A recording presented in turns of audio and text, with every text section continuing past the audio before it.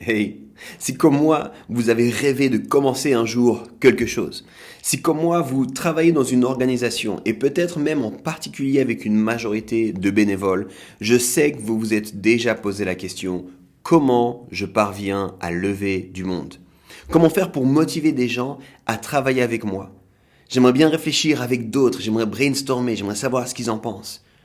Je veux pas porter cette responsabilité tout seul, simplement sur mes épaules et continuer. Ou alors, peut-être, je sens que je dois passer à autre chose et j'aimerais vraiment savoir qui va prendre ma place. Dans ce nouvel épisode de Let's Talk Leadership, on va parler de lever du monde. Je vais essayer de te donner des clés concrètes et aussi de faire réfléchir à quelques paradigmes qui devraient t'aider dans ce but-là.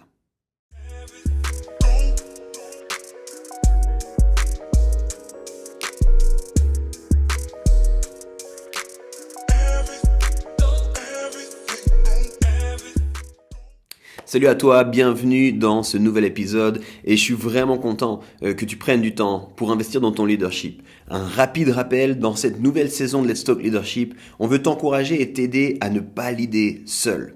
Si jamais tu m'avais jamais suivi, moi c'est Yves et j'aime prendre du temps pour partager avec toi sur le leadership en français.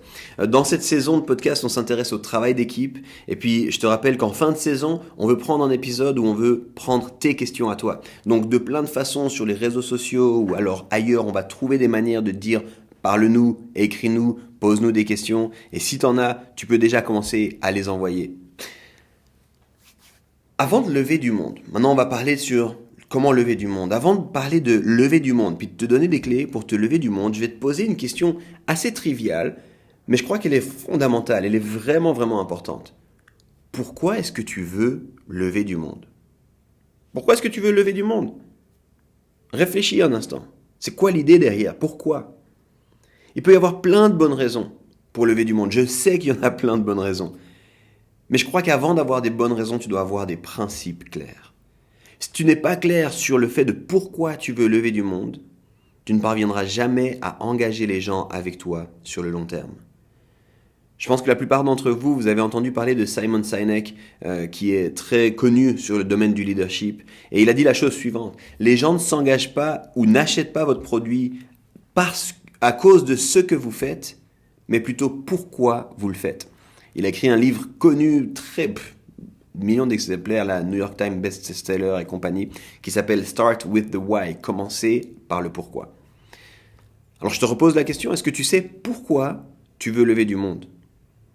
Bien évidemment, en fonction de ta réalité, en fonction de ton contexte, tu peux avoir plein de bonnes réponses à cette question. Je suis sûr que tu as une bonne réponse à cette question. Mais j'aimerais mettre en avant pour toi 3 principes. J'aimerais mettre en avant 3 principes qui devraient toujours te motiver et te pousser à lever du monde. Le premier de ces principes, c'est qu'on lève du monde afin de donner à d'autres la possibilité de participer à la mission. Donner aux autres la possibilité de participer à la mission.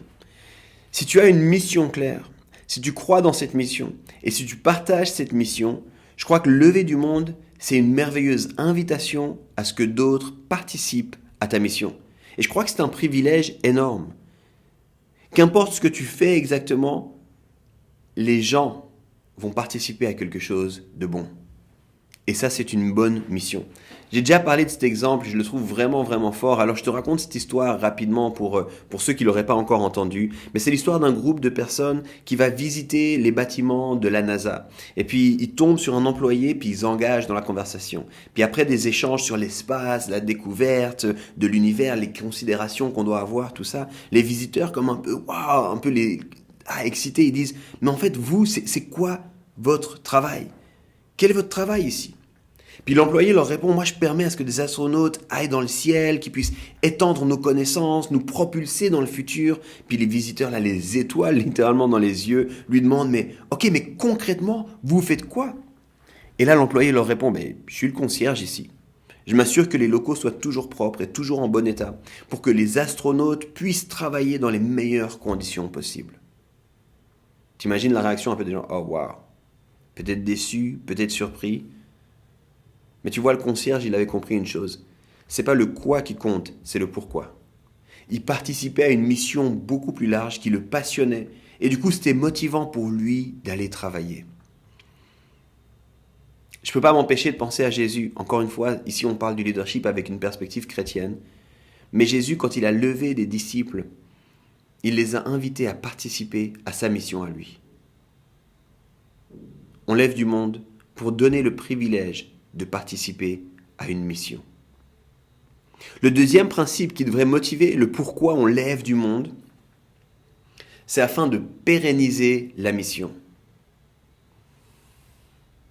Je ne sais pas si tu le sais, mais depuis vraiment longtemps, les gens sont à la recherche de ce qu'on appelle la fontaine de jouvence. Ce rêve qui nous permettrait de rester jeunes et éternels pour toujours, tu sais. Et puis dans ce sens, je crois qu'il faut qu'on rappelle à tous, tu ne vas pas rester jeune pour toujours, tu vieillis. Moi, je fais partie des gens, je pense qu'on est une minorité, je suis très très en paix avec le fait de vieillir. Ça ne veut pas dire que j'aime ça, ça ne veut pas dire que c'est facile, mais je le sais, je l'ai embrassé, puis à quelque part, ça ne me dérange pas. Je me réjouis même de vieillir. On en parlait avec ma femme, et elle trouve ça marrant chez moi, mais je me réjouis en fait de vieillir, de devenir grand-père, peut-être arrière-grand-père. Je suis impatient de ça en fait. Tu ne seras pas éternel. Et dans ce sens-là, je crois que c'est important de rapidement lever du monde. C'est pas seulement l'occasion de venez participer à une mission importante, mais c'est aussi, cette mission, elle me dépasse. Elle va au-delà de moi. Puis il y a besoin qu'il y ait des gens qui soient là et qui soient d'accord d'œuvrer avec moi pour que cette mission, elle puisse continuer. Pourquoi est-ce qu'on lève du monde? Pourquoi est-ce qu'on lève du monde? On lève du monde pour ce premier principe. Venez participer à une mission qui compte. On lève du monde aussi pour pérenniser une mission. La mission, elle doit aller au-delà de toi. Ta mission, elle est toujours plus grande. Si vous êtes déjà allé à Barcelone, il y a cette merveilleuse cathédrale qui s'appelle la Sagrada Familia.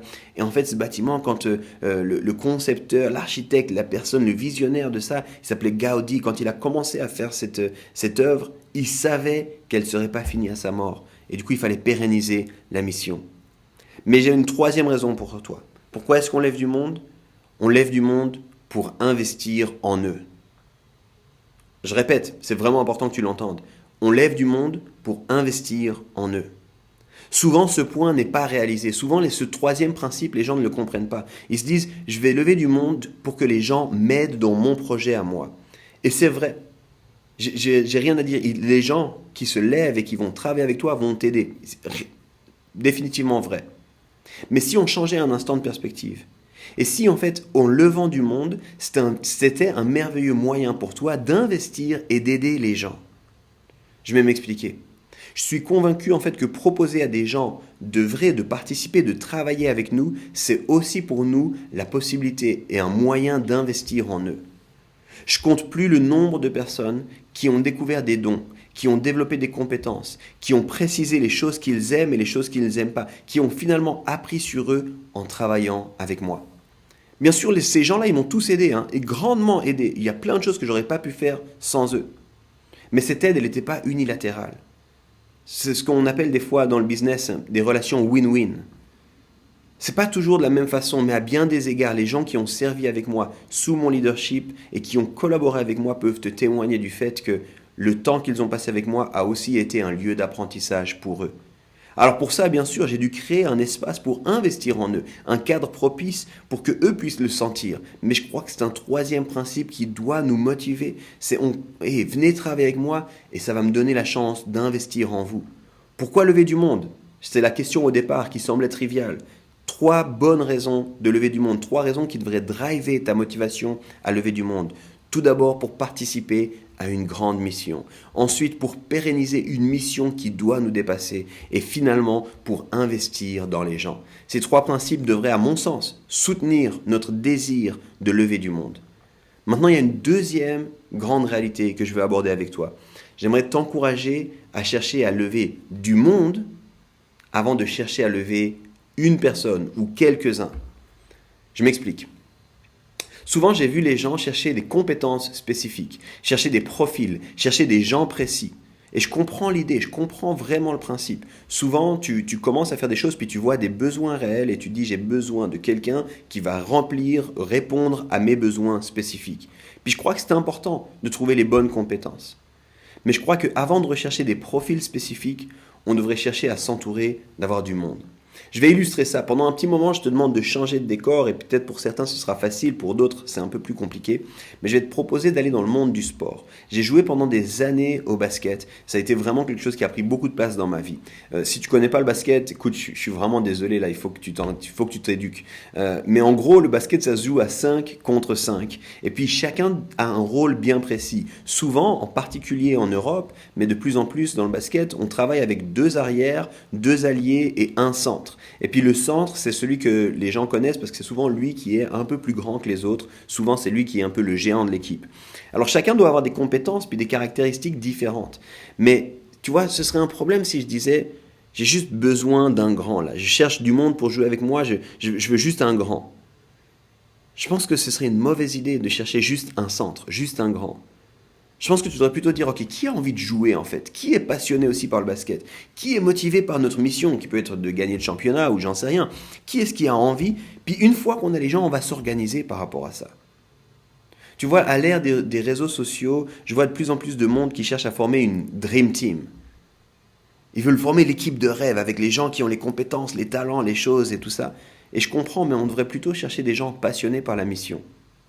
Et dans les exemples beaucoup plus récents, en particulier le foot, mais je ne vais pas ouvrir toute la parenthèse ici, on a vu des équipes avec les meilleurs joueurs sur le papier, mais ce n'est pas toujours les meilleurs joueurs sur le papier qui gagnent.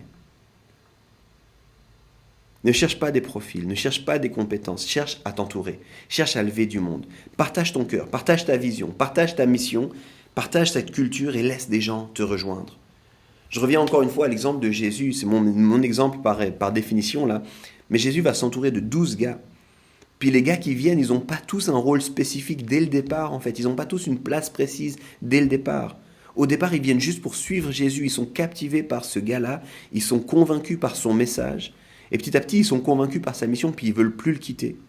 Et c'est que par la suite que leur mission va se préciser. Et si nous aussi, on était d'accord d'accueillir, d'encourager les gens qui ont envie et qui ont leur cœur qui bat avec notre mission, plutôt que de chercher des profils et des compétences précises. Alors je m'arrête là, mais c'est important que tu comprennes. Je vais venir maintenant dans le pratique. Je m'arrête ici pour les grandes idées. Mais les 2 grandes idées ici, c'est quoi? La toute première des grandes idées, c'est pourquoi, est-ce que tu sais pourquoi tu cherches à lever du monde? Et la deuxième des grandes idées, c'est lève du monde plutôt que de lever quelques-uns, plutôt que de rechercher des profils, sois prêt. Maintenant, je veux honorer ton temps. Et pour les minutes qui nous restent, je vais parler de principes généraux je vais passer, des principes généraux à des éléments très pratiques sur comment on lève du monde. Quand on lève du monde, qu'est-ce qu'on doit regarder finalement? Quand je me mets à lever du monde, qu'est-ce que je dois regarder?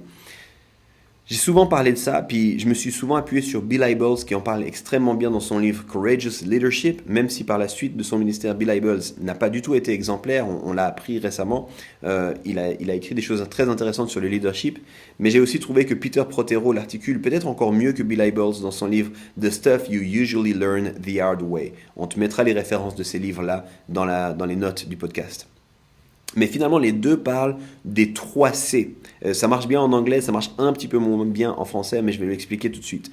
Le premier, c'est les compétences. Le deuxième, c'est l'alchimie. En anglais, on dit chemistry. Et puis le troisième, c'est le caractère. Donc les 3 C. Et je crois que c'est 3 choses qu'on doit regarder chez les gens. Quand on lève du monde, qu'est-ce qu'on cherche? Qu'est-ce qu'on regarde? On regarde les 3 C. Alors souvent, on les considère dans l'ordre que j'ai cité juste ici, c'est-à-dire qu'on regarde d'abord les compétences. Qu'est-ce que les gens sont capables de faire? Comment est-ce que les gens, est-ce qu'ils ont ce qui est requis par rapport à ce que moi j'ai besoin? Et puis ensuite, on regarde le deuxième, chemistry en anglais, ou bien l'alchimie en français. On regarde, est-ce que les gens s'entendent bien? Est-ce que c'est des gens qui jouent bien en équipe, qui fonctionnent bien avec les autres? Et puis finalement, on se dit, c'est quoi le caractère de la personne? Qu'est-ce qu'elle pense? Comment elle fonctionne ou quoi? Et moi, je crois qu'on devrait plutôt regarder ces 3 C dans le sens inverse. La chose la plus importante, quand je regarde à lever du monde, quand je regarde à donner des responsabilités, à donner de l'influence, c'est quel est ton caractère? Est-ce que tu es une personne de confiance? Est-ce que tu es une personne humble? Est-ce que tu as un cœur pour le service? Est-ce que tu as un désir d'apprendre? Est-ce que tu aimes Dieu? Dans mon contexte, pour rappel, c'est l'église, je suis pasteur. Est-ce que la personne aime Dieu? Est-ce qu'elle aime les autres? Est-ce qu'elle s'aime suffisamment elle-même sans être imbue d'elle-même? Ces questions-là, pour moi, elles sont fondamentales. Ce n'est pas la première chose qu'on voit au passage, mais c'est ce qui fait durer l'équipe sur le long terme. C'est ça qui va faire toute la différence. En plus de ça, j'ai envie de te le dire rapidement, les compétences, elles peuvent toujours s'acquérir. Le caractère, c'est très très difficile de le changer, si jamais c'est possible. Alors rappelle-toi, si tu n'aimes pas le caractère de quelqu'un, sache qu'il y a peu de chances que cette personne change. Si tu n'aimes pas le caractère d'une personne, il y a peu de chances que cette personne change. Si tu as affaire à une personne qui est trop critique, blessante, dénigrante, sarcastique, démotivée, qui fait le moindre effort, qui vient toujours un peu à la limite, qui travaille pas bien en équipe, qui dénigre les tâches inférieures qu'on lui donne, méfie-toi de cette personne. Je ne travaillerai jamais avec cette personne, en tout cas personnellement.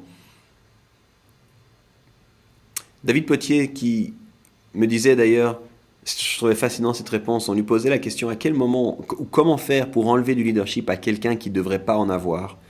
Et il disait le meilleur moment pour retirer du leadership à quelqu'un, c'est avant de le lui donner. Je répète ces citations, je l'aime trop.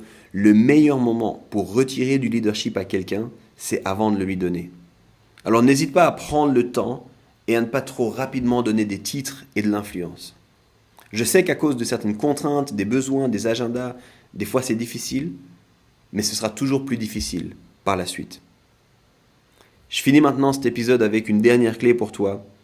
Mets un processus pour que les gens qui vont rejoindre ton équipe passent par quelque chose de clair, un chemin qui est clair et précis. Je l'ai déjà dit avant, mais la clarté fait toujours diminuer l'anxiété. La clarté, elle est rassurante. Et elle indique que tu n'es pas juste en train de te faire et puis te plaindre et tout ça. Pourquoi il n'y a personne qui veut venir? Ah, tu veux venir? Ben c'est bon, tu viens ou quoi, mais pense à un processus. Pendant un instant, imagine que quelqu'un vienne vers toi aujourd'hui, puis dise ok, tu m'as convaincu, j'ai envie de travailler avec toi, qu'est-ce que je peux faire, où est-ce que je dois aller et que toi tu le regardes un peu, puis t'es là, je sais pas en fait, par où commencer. Je pense que pour la personne, ce sera bizarre, elle se dira en fait t'es pas clair, tu demandes de l'aide, mais tu sais pas pourquoi tu demandes de l'aide. Elle te dira quelque chose du genre, mais je croyais que tu voulais lever du monde, je croyais que... Mais en fait, c'est pour rien. C'est pour ça que je te dis, même si tu n'as pas encore du monde, même si tu n'es pas encore sûr, même si tu n'as pas besoin de beaucoup de monde, réfléchis dès maintenant à un processus. Un processus qui va te permettre de ne pas faire aussi du cas par cas. Parce qu'il n'y a rien de plus bizarre. Imagine qu'une personne vient vers toi, puis je peux travailler avec toi. Ouais, bien sûr, tiens, tu as les accès, des codes, tu as tout ça, tu as machin. Puis il y a une autre personne qui vient, puis qui dit je peux travailler avec toi. Attends, je dois d'abord vérifier ton caractère, je dois ensuite regarder ton truc. Ça devient bizarre en fait. Si tu as un processus, chacun va se sentir, en fait, c'est comme ça que ça marche ici. C'est rassurant, c'est clair, et il n'y a pas de favoritisme. Un processus, ça nécessite plusieurs choses. Et tu peux y travailler dès maintenant. Ça nécessite que tu dois savoir ce que tu cherches. Tu dois savoir pourquoi les gens se lèvent et tu dois identifier les étapes claires pour permettre aux gens à participer à ce que tu fais. Par exemple, et les processus sont simples au passage, il n'y a pas besoin d'avoir un gros truc avec des douzaines de documents. Ça peut être très très simple. Tu peux dire, la première des étapes, quand quelqu'un veut travailler avec moi, c'est qu'on prend un café ensemble. Et pendant ce temps, je vais apprendre à connaître un peu la personne, parler un peu de ses motivations. Puis je vais par exemple lui dire, avant de travailler avec moi, j'ai envie de te connaître un peu, on va faire une période de 3 mois où tu vas venir, puis on va juste discuter, je vais te donner des petites tâches, mais juste histoire d'apprendre à se connaître. Ensuite, tu pourras, dans ce rendez-vous avec le café, tu pourras parler de ta mission, puis tu verras comment les gens vibrent avec cette mission ou pas. Tu pourras aussi exprimer certaines attentes sur la culture, sur la manière de fonctionner, et puis tu pourras voir est-ce que mes attentes sont légitimes, est-ce que la personne les comprend, est-ce qu'elle répond à ses attentes. Puis tu pourras demander aussi, est-ce que toi tu as des attentes? Parce que dans toutes les relations il y a des attentes, puis c'est important qu'on les clarifie. Et finalement, tu pourras imaginer des premières étapes qui sont pas trop demandantes, pas trop exposantes, afin de vérifier s'il y a une bonne alchimie entre toi, ton équipe et cette personne. Alors travaille sur un processus dès maintenant. Tu veux lever du monde, réfléchis comment ça va se passer pour les gens qui vont me rejoindre. Puis je vais te donner un exemple extrêmement concret. C'est un exemple qui est lié à mon quotidien, entre guillemets, donc au monde de l'Église. Et puis je vais te donner un contexte assez simple. C'est assez complexe le monde de l'Église, alors juste que tu saches, on a clarifié ensemble avec mes équipes, justement avec mes responsables, on a clarifié différents degrés d'implication. Et je vais te donner un degré d'implication où c'est assez visible, c'est ceux qu'on appelle les MC. Lors de nos célébrations du dimanche, qu'on appelle aussi des fois des cultes, on a une personne qui est MC. Les personnes, elles accueillent et elles veillent que tout ce qui se passe durant un culte soit clair. Elles veillent sur les transitions, elles veillent sur le temps du culte, elles veillent sur les intervenants du culte. Donc c'est un rôle qui est très important. Maintenant, je t'explique un tout petit peu le processus. Pour servir en tant qu'MC, dans mon contexte à moi, c'est pas le cas dans toutes les églises, on aimerait que les gens considèrent notre église comme leur église. Donc on va leur demander un tout petit peu, est-ce que vous êtes membre ici? Est-ce que vous appartenez ici? On va s'assurer qu'ils appartiennent.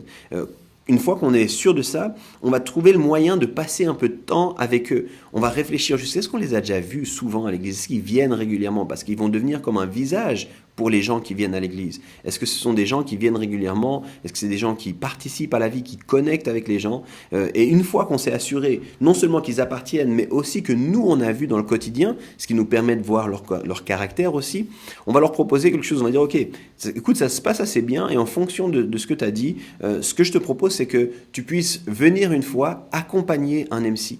Donc ces gens vont venir puis vraiment faire vraiment comme l'ombre d'un MC pendant un culte, pendant une célébration. Ils vont marcher avec, ils vont voir où ça commence, où est-ce que ça s'arrête, qu'est-ce que le MC fait. Puis suite à ça, on va débriefer avec eux. Est-ce que vous avez des questions? Est-ce que c'était clair? Est-ce que ça correspond à ce qu'on vous avait dit? Est-ce que vous êtes en paix avec ça? Ouais. Ok, la deuxième étape, respectivement à la troisième étape, c'est de dire, est-ce que vous voulez faire, vous, une fois MC tout seul, ou bien est-ce que vous voulez faire en partie MC, mais encore être accompagné un peu. Et là, on laisse la place aux personnes de nous dire, non, je suis à l'aise, je vois, j'ai bien compris, j'ai envie de faire une fois. Ou alors, écoute, je suis pas vraiment sûr, est-ce qu'on pourrait encore, je pourrais venir une fois encore, et puis peut-être faire des petits bouts, mais pas tout. Puis on regarde avec eux, on chemine avec eux. Mais en théorie, ils font une fois eux, et là, c'est un MC accompli, qui a déjà fait, qui les accompagne, qui marche avec eux, qui regarde comment ça se passe, où ça se passe, ou quoi, puis on débriefe avec eux, on discute avec eux. Et une fois que ça c'est confirmé, une fois qu'ils ont compris non seulement les attentes, mais comment ça se vit, à ce moment-là, on dit, voilà, maintenant, ils sont des MC, et ils font pour la première fois MC seuls. Donc tu vois qu'il y a un processus qui est clair, et c'est clair pour tout le monde, en fait. Tout le monde passe dans ce processus-là. Alors ça, c'est qu'un exemple parmi tant d'autres. Le but, c'est pas que tu fasses la même chose. D'ailleurs, pour la plupart d'entre vous, vous ne pouvez pas faire la même chose. Mais c'est que tu penses à un processus pertinent dans ton contexte pour accueillir les gens et savoir et t'assurer qu'ils sachent eux aussi qu'ils ont rejoint ton équipe. Je vais terminer maintenant et puis juste te récapituler un tout petit peu ce qu'on a vu. Dans cette saison, on veut te parler de ne pas l'idée seul. Et dans cet épisode, on a parlé de lever du monde. Et avant de continuer puis de te laisser réfléchir à ça, je vais résumer en quelques points ce qu'on a vu. Tout d'abord, l'important, c'est que tu saches pourquoi tu veux lever du monde. Et j'ai proposé 3 principes qui me semblent bons et pertinents, quel que soit ton contexte. Tout d'abord, on lève du monde pour les aider pour permettre à ce qu'ils participent à la mission. Deuxièmement, on lève du monde afin de pérenniser la mission. Troisièmement, on lève du monde afin de pouvoir servir ces personnes, afin de pouvoir investir en eux pour qu'ils puissent grandir. Deuxième chose que j'ai parlé, c'est que avant de chercher des compétences ou des profils, on cherche à simplement s'entourer et à lever du monde et pas quelques-uns. Ensuite, on a regardé ensemble de façon très pratique que pour chercher du monde, on va s'intéresser tout d'abord au caractère, ensuite à l'alchimie et finalement aux compétences, les fameux 3C du leadership. Et j'ai terminé ici en essayant d'encourager les gens à développer des processus clairs pour recruter du monde. J'espère vraiment que cet épisode te sera utile, j'espère qu'il va t'aider. Je te remercie de prendre ce temps, encore une fois, c'est pour moi un privilège et je ne prends pas du tout à la légère le fait que tu m'écoutes. Alors encore une fois, un grand merci. Et si ce contenu t'est utile, t'est aidant, je t'encourage à le partager, je t'encourage à en parler sur les réseaux sociaux, je t'encourage à faire du bruit, c'est ce qui nous aide nous, véritablement. Et puis, si tu as des questions, n'hésite pas à les poser, on voudrait les prendre un peu plus tard dans cette saison. Encore merci, continue à investir dans ton leadership et à très bientôt.